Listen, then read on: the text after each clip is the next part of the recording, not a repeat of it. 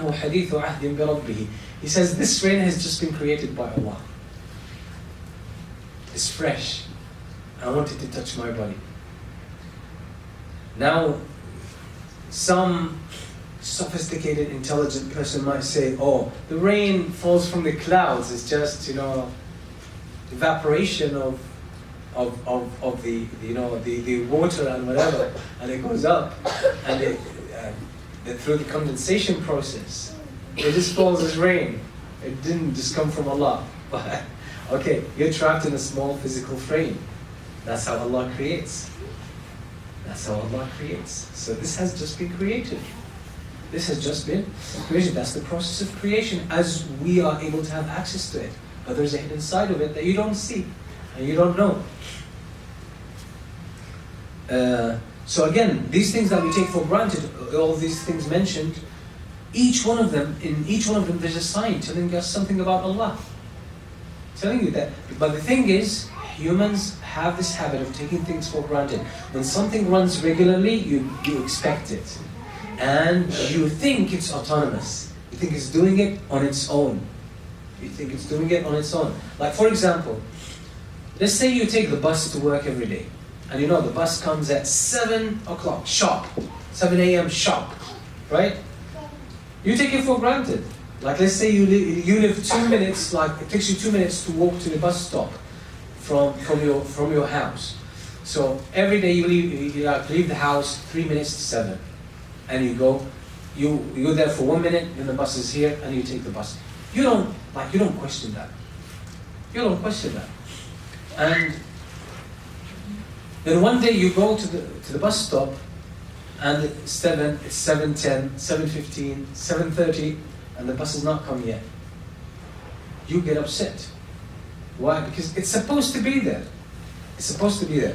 But now you realize that you don't know what happened, but then you realize like an accident happened or some strike. There was some strike. Then you realize, oh man, whatever I took for granted, there was a process behind it. There were drivers and there was a system, there was a rota system, and like there's a system. Again, like we take it for granted. We sit here, the lights are there, right? Do we know where this comes from?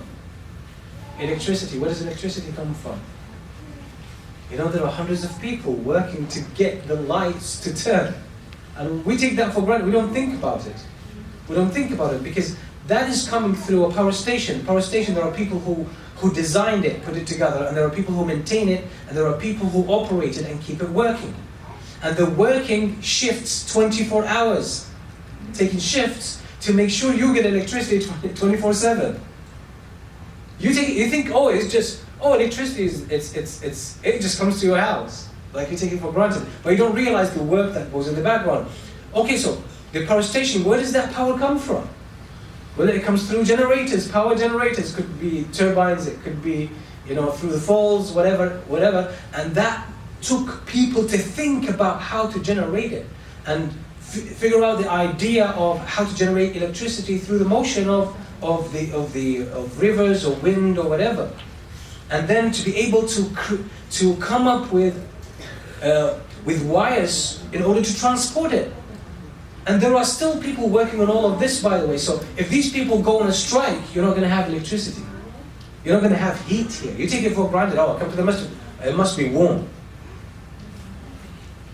Same thing. So you never think what's behind that. Again, same thing. Nature is running. Everything is operating. Everything's happening. We say, okay, that's the nature of things. Allah subhanahu wa ta'ala says in Surah Al-Mulk, Allah said, أَوَلَمْ يَرَوْا إِلَى الطَّيْرِ فَوْقَهُمْ صَافَّاتٍ وَيَقْبِضْنَ مَا يُمْسِكُهُنَّ إِلَّا الرَّحْمَنِ إِنَّهُ بِكُلِّ شَيْءٍ بَصِيرٌ. Allah says, don't they see the birds flying above them? Flying above them. What keeps them flying? You think, birds just fly, right? Allah is saying, no, Allah keeps them flying. Allah gave them the power to fly. Why? Because if Allah takes away wind and all you have is vacuum, birds cannot fly. You know that? Because they have to use the wind, right? They have to flap their wings in the wind to lift themselves. There's no wind, if there's vacuum, okay, there's no resistance, so flapping is meaningless.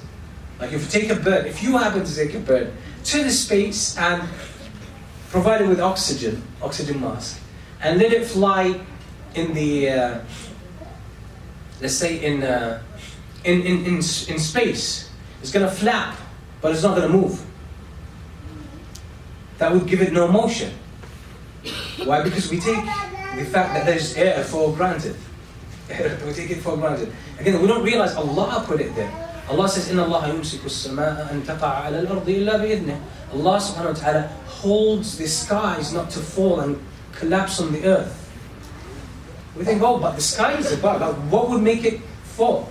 Yeah, Allah designed it that way, and Allah keeps it that way. So there's work that goes behind that. Again, so it's good to actually have this kind of active, outlook on things, a very fresh outlook on things. So Allah is saying here, look at everything around you. All of that is actually, there's a sign. In all of that, there's a sign reminds you of Allah.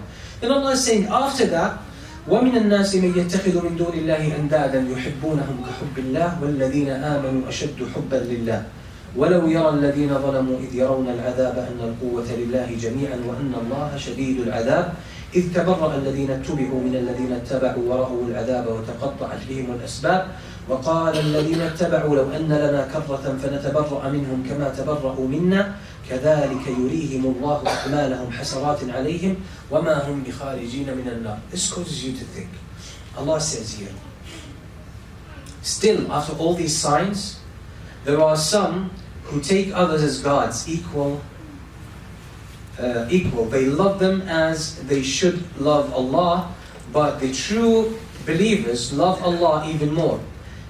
So Allah subhanahu wa ta'ala is saying, even after all of this, that Allah designed all of this and put it together, there are people who go and worship others. They go worship idols, they go worship the sun, worship the moon, or worship any other thing. There are people, by the way, who worship money, right? There are people who worship money. There are people who worship their desires. There are people who worship themselves, in a sense. So Allah is saying, it is that when you really contextualize the world around you and the natural phenomena, it actually brings you to Allah, and you realize you can't set partners with Allah. Allah should be number one in your life.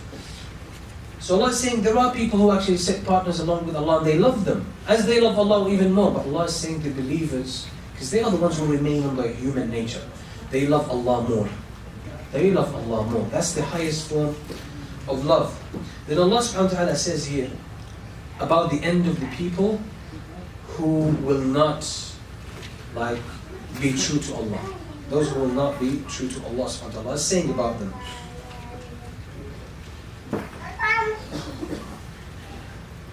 If only the wrongdoers. Allah is talking about the consequences on the day of judgment. Allah is saying here, if only the wrongdoers could see the horrible punishment awaiting them, they would certainly realize that all power belongs to Allah and that Allah is indeed severe in punishment. Consider the day when those who misled others will disown their followers, when they face the torment, and the bonds that united them will be cut off.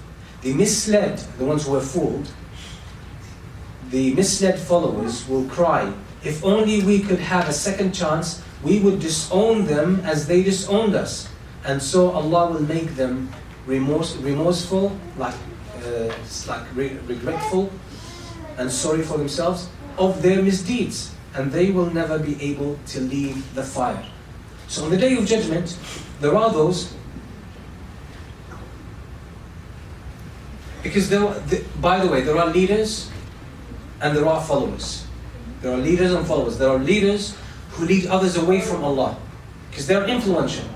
And there are people who just copycats. They just follow. They follow any kind of influence. So sometimes the followers might say, we're not responsible because we just follow those people. But Allah is saying here, no. No, you can't sort of outsource the responsibility for your life and for your destiny. You can't do that. You're responsible. Even if you follow, you have made a decision. So you can't follow anyone, by the way. You can't just follow anyone. You're responsible for your life. So Allah subhanahu wa ta'ala is saying, the followers on the day of judgment, when they see that they have lost and they're going to end up in the hellfire, they're going to turn to their leaders and say, we trusted you. So the leaders are going to do what? They say, we have nothing to do with you. We disown you. Leave us alone. It was your fault. It wasn't our fault. Why did you follow us? Now the followers will feel really like bitter about this, and they will say, like, we wish we have a second chance, so we will leave you, we will not follow you, we will give up on you from that life. But that's pointless anyway, it's already too late.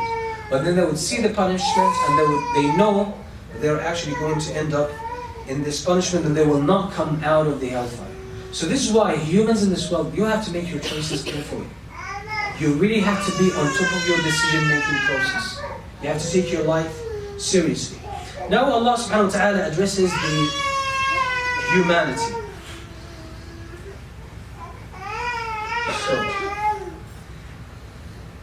So Allah subhanahu wa ta'ala here is speaking to humanity in general. Allah did that at the beginning of Surah Al-Baqarah. Remember? Who remembers when Allah addressed humanity? What was the verse about?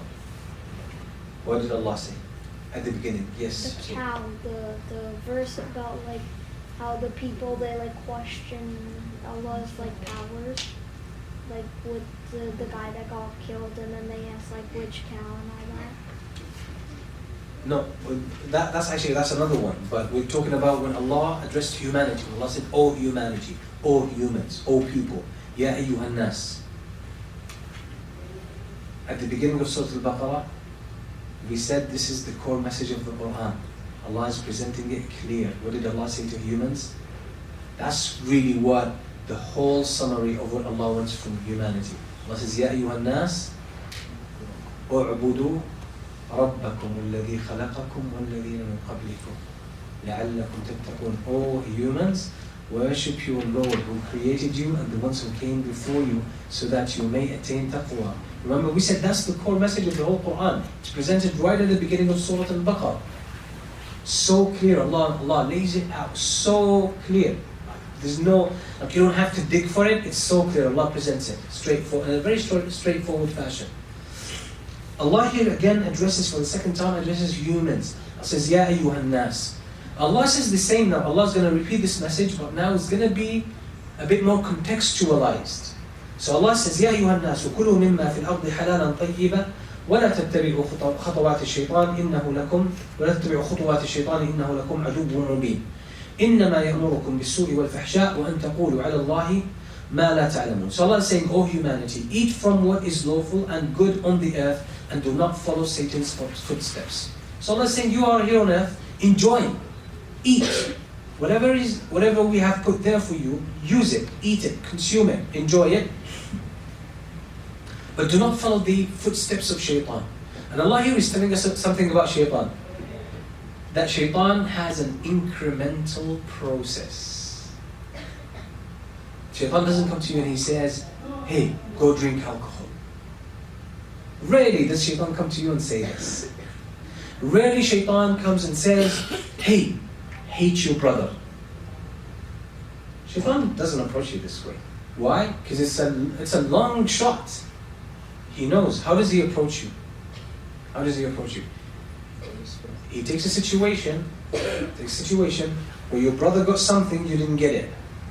Say, why did your brother get it? You didn't. Oh, maybe they favor your brother over you. Is that real? Why would they favor your brother over you? What's wrong about you? Maybe there's something wrong, right? Maybe they love him more than they love you. You start thinking.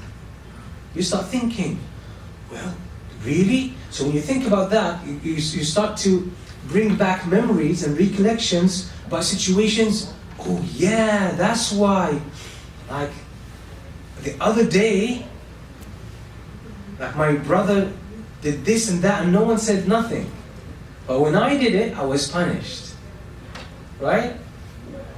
Then you start looking at things from their past. Oh yeah, they bought him a gift, 2 years ago, but they didn't buy me a gift. Or they bought him a gift that was very expensive, but my gift was cheap. So you start framing everything else based on that, on this thought. Then he says, oh, maybe they're all against me. Oh, my brother, I think probably maybe he's just telling them some bad things about me. Maybe he tells them bad things that are not true about me, right? Maybe he's lying to them about me. So then he starts thinking about situations. The other day I saw my brother sitting with my parents and he was saying something and they mentioned my name. He was probably making some lies against me. See how shaitan goes with you? Then shaitan says, your brother is a bad person. Your brother is a bad person. You should probably fight back, right? So you start hating your brother. So shaitan doesn't go like, he goes in, he goes around. That's why Allah subhanahu wa ta'ala says, do not follow the footsteps of shaitan.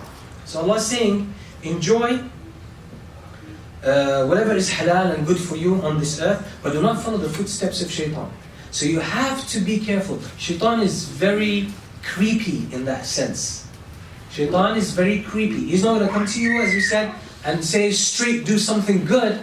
No, he's going to pull your leg one step at a time until you do the bad things. That's how shaitan works.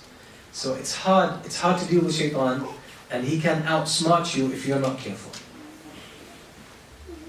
Then Allah subhanahu wa ta'ala says where shaitan leads to.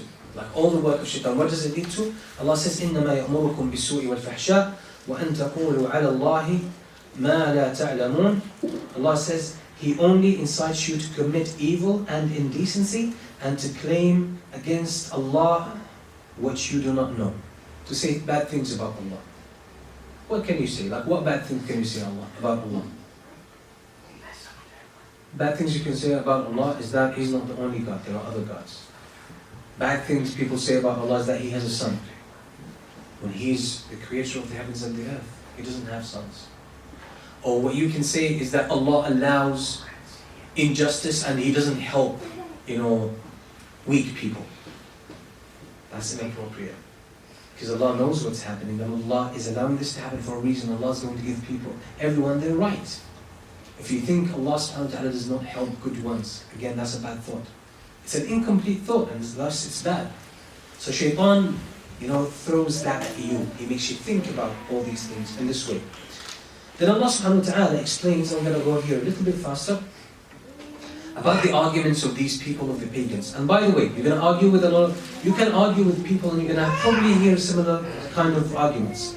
And وَإِذَا قِيلَ لَهُمُ اتَّبِعُوا مَا أَنزَلَ اللَّهُ قَالُوا بَلْ نَتَّبِعُ مَا أَلْفَيْنَا عَلَيْهِ آبَاءَنَا أَوَلَوْ كَانَ آبَاؤُهُمْ لَا يَعْقِلُونَ شَيْئًا وَلَا يَهْتَدُونَ.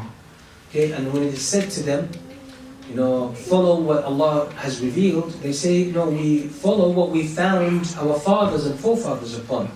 And Allah is saying, even if their forefathers did not really know anything and they were not guided, are you just going to follow your forefathers? How does this manifest itself today? Following culture. Following culture. This is why it's important to know what's culture and what's religion, and not equate both. Sometimes people follow their culture even when the culture is not in line with Islam, it's not in sync with Islam. So again, you have to be careful, you have to refine your knowledge of Islam. Then Allah says, وَمَثَلُ الَّذِينَ كَفَرُوا كَمَثَلِ الَّذِي يَنْعِقُ بِمَا لَا يَسْمَعُ